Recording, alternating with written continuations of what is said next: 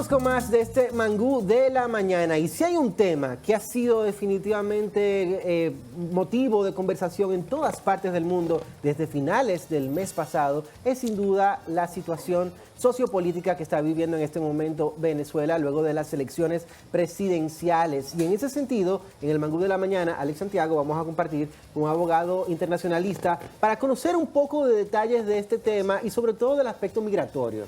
Recibimos aquí... Por supuesto, porque han incluso denominado la situación de Venezuela como una guerra civil, incluso la han llamado. Vamos a dar la bienvenida al abogado, como tú señalas, internacionalista, Alex García, para entrar un poco en contexto, ¿no?, con esta realidad que está viviendo este importante país sudamericano. Bienvenido, ¿no? Alex. Gracias por acompañarnos. Muchísimas gracias, sobre todo para tratar un tema que ya en varios espacios hemos tenido que ver, porque a los dominicanos, a diferencia de otros temas, parece que le ha llamado mucho más la atención. El tema migratorio en Venezuela ha sido uno de los principales motivos de crisis de esa nación. Se dice que más de 8 millones de venezolanos han tenido que a través de los últimos 25 años migrar a otros países por la situación sociopolítica. Con esto que pasó a finales de julio, ¿qué tanto se proyecta que puede seguir aumentando ese número?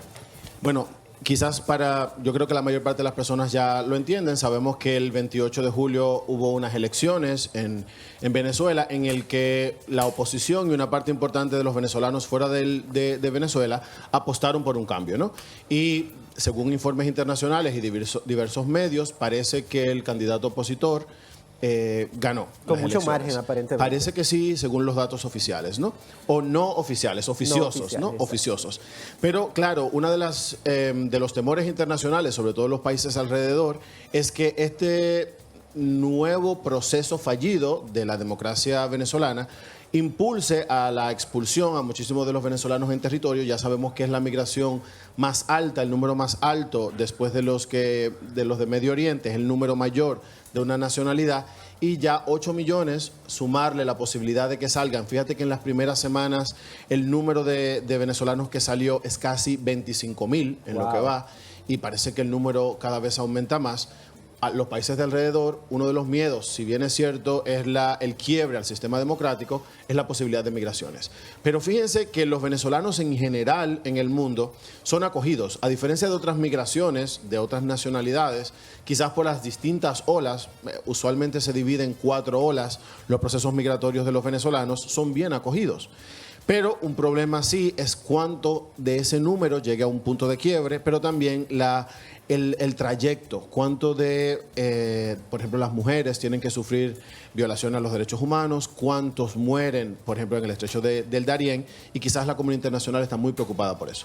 ¿Qué tan importante tú entiendes que podría ser quizás porque se ha hablado de la intromisión de la OEA, de la ONU, para tratar de, si bien pacificar esta situación, pero es imposible de repente pacificarla sin la anuencia del actual mandatario, o sea, porque hay una negligencia total y una negativa ante los recursos que ha arrojado de manera, si se quiere, un poco extraoficial estos datos de los comicios pasados, ¿no? Claro, la solución pareciera que puede pasar por 3 partes. Una parte sería la institucionalidad interna, que las instituciones internas resolvieran de la manera más adecuada el conflicto, pero nos damos cuenta que el oficialismo casi controla todas las posibilidades, los tribunales internos. Así que parece que la solución interna no sería. Después sería la negociada. Hay algunos países que han propuesto, por ejemplo, el que se presenten las actas. Por ejemplo, México es una de las propuestas que tenía, que se presenten las actas. Ya quizás no es la discusión. Las actas ya parece bastante evidente que no es el problema. Otros países han pedido que se vuelvan a celebrar elecciones, que quizás tampoco la oposición dice, mira, es que sería deslegitimar la voz popular. Entonces ya sería una solución interna. Y la otra es la posibilidad de la comunidad internacional intervenga con los mecanismos que tiene. Por ejemplo, la OEA, sabemos la posición de la OEA es que primero se publicaran las actas, ahora acaba de emitir una resolución donde dice que todos los procesos democráticos que deberían estar en una elección no se cumplieron. Por tanto, sería la comunidad internacional proponiendo primero una solución diplomática y después la OEA lo más que puede hacer es excluir un país. La ONU hasta ahora no ha tenido una posición, quizás la ONU es la única que tiene la posibilidad del uso de la fuerza a través del Consejo de Seguridad, pero no ha tenido una posición. Los países han mediado, tenemos 3 tipos de países, algunos países que han reconocido que Maduro, la posición de que Maduro ganó, como por ejemplo Rusia o Nicaragua. Que son los países aliados a Venezuela históricamente. Países autoritaristas, ¿no? Autoritarios. Otros países que piden que se muestren las actas, como México y Brasil, y otros países que ya han reconocido que ganó González Urrutia. Como por ejemplo el caso de República Dominicana, que nuestro presidente Luis Abinader ha sido enfático en insistir en que se debe ser transparente con la voluntad popular en Venezuela. Y eso provocó que el presidente Maduro incluso cerrara las relaciones diplomáticas con República Dominicana. Y de hecho, te comento, Alex, que tenemos una conexión en este momento, creo que ya está lista, con uno de los camarógrafos del canal. Él se llama Roldán y está varado en Venezuela en este momento, no ha podido regresar a República Dominicana como parte de este proceso y queremos que él pueda interactuar contigo para conocer mejor su historia. Ahí le tenemos a Valdés Roldán con nosotros, un colaborador de este canal que le encontró pues a la sazón de la problemática allí. Vamos a saludarte, Roldán, y por supuesto, bienvenido a esta conversación. Cuéntanos un poco tu situación actual, ¿cómo es? Buenos días, Alex, ¿cómo están? Buenos días, Samir. Hola. En el estudio. Mi situación fue, Alex, como todos conocen, que mis hijos son venezolanos. Y me tocó venir a Venezuela a visitar a mis hijos después de casi 6 años y medio. Y me encuentro en la situación actual por el caso diplomático entre Venezuela y República Dominicana, lo cual me he dirigido a muchas instituciones, incluso a la Embajada de España. Tengo un día que fui y por una información que me extendieron desde allá del país sobre un tratado con el MIRES.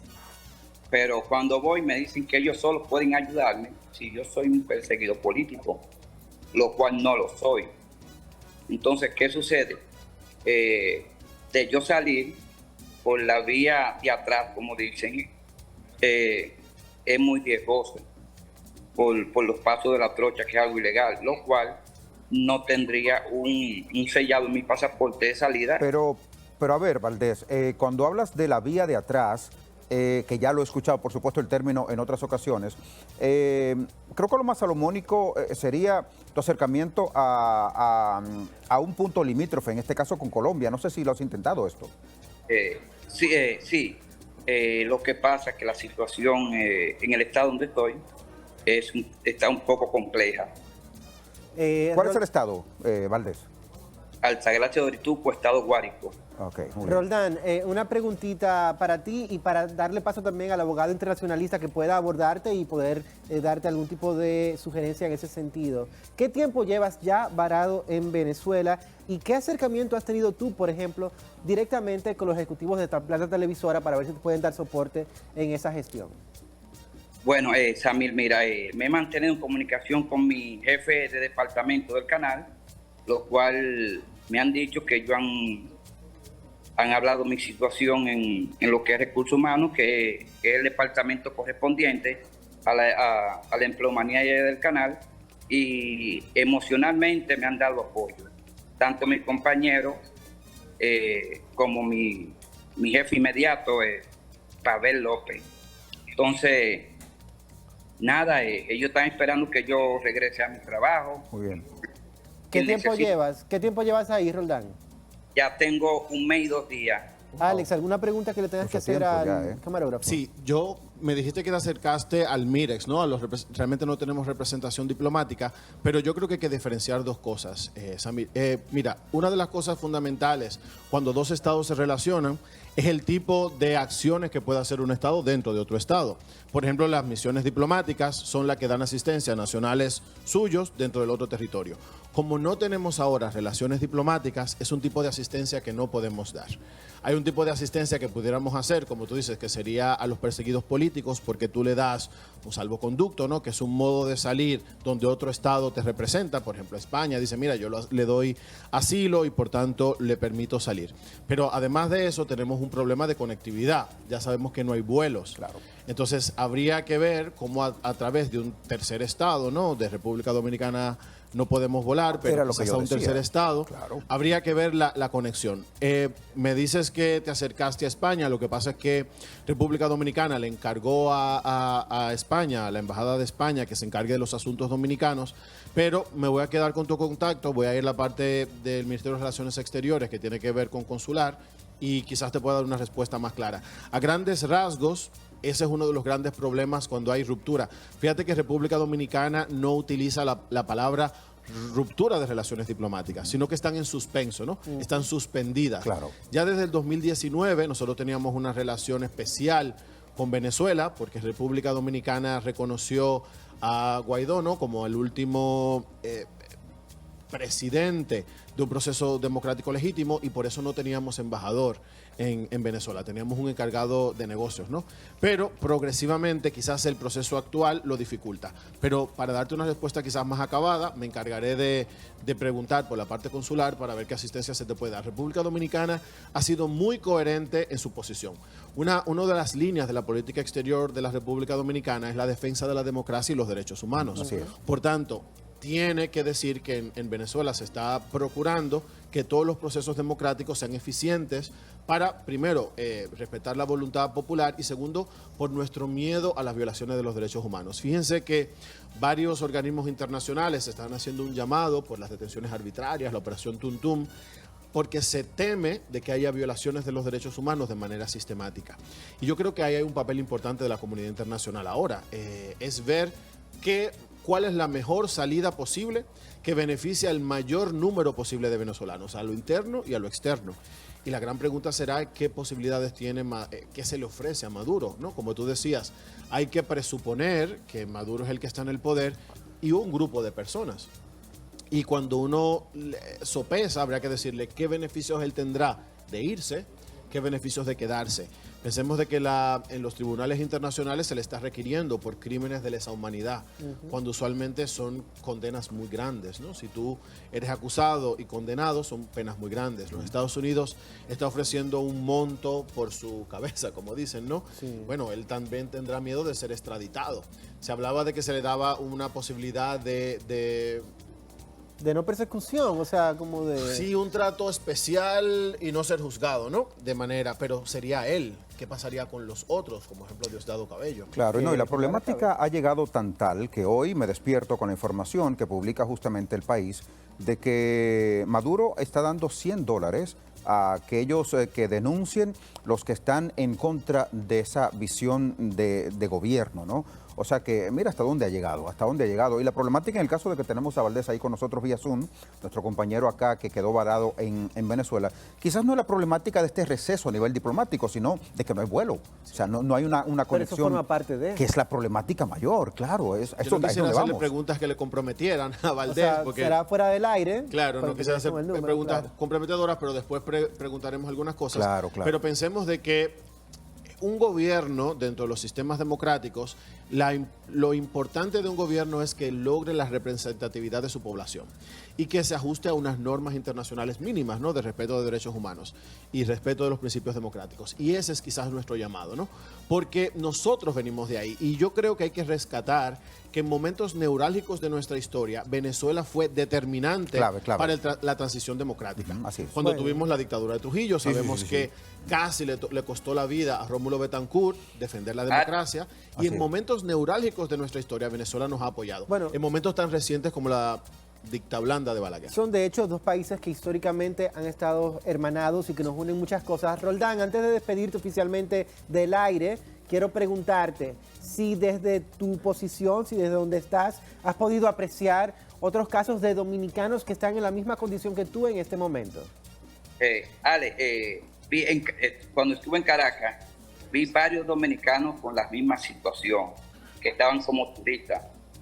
Pero cabe recalcar que en este caso el problema mío no está en lo político, sino fue en cuanto al entorno familiar, ¿me entiendes? Que yo vine a visitar a mi familia. Entonces, sí he hablado con personas del MIRES, como te digo, como la relacionista pública Catherine, que me prometió de prestarme ayuda, me pidió todos mis datos, y el señor Isidro Castillo, me comuniqué con él y él me llamó, me hizo una llamada, lo cual estoy esperando que me dé alguna respuesta, pero, ¿cómo decirte? Es un caso que prácticamente he movido todas las puertas, tanto aquí como allá. Debe ser muy incómodo. Claro, sin duda. y nos toca como Estado, es una de las responsabilidades del Ministerio de Relaciones Exteriores, pero del Estado Dominicano, ir en auxilio a los dominicanos. Así que de seguro que encontraremos el mejor modo posible para abordar eso. Y recordar que cuando hablamos de la situación de Venezuela, hablamos de un momento particular histórico, pero de un momento actual. Nuestras relaciones con los venezolanos en general y con los gobiernos venezolanos han sido bastante buenos. Entonces lo que tenemos que ver es cuál es la mejor solución actual, respetando los principios de República Dominicana. Hay un tema, Alex, y es que el presidente Maduro está convocando a valga la redundancia, a una elección de nuevo, como a un pulso, a un sondeo político popular para este próximo fin de semana. Y él entiende que con eso va a validar su posición de que él fue el que tuvo la mayoría. Si esto llega a producirse, si esos resultados llegan a darse, que me imagino que evidentemente van a estar viciados, ¿qué pasará internacionalmente con todo esto? ¿Cómo se puede eso asumir? Yo creo que no habrá cambio en la posición internacional. Si no cambian las condiciones, no cambiarán los resultados. Entonces, las elecciones en Venezuela, hay que decir, fueron bastante cívicas, fueron bastante transparentes. Lo que no han sido transparentados son los resultados. Entonces, dudo mucho que la comunidad internacional cambie su posición.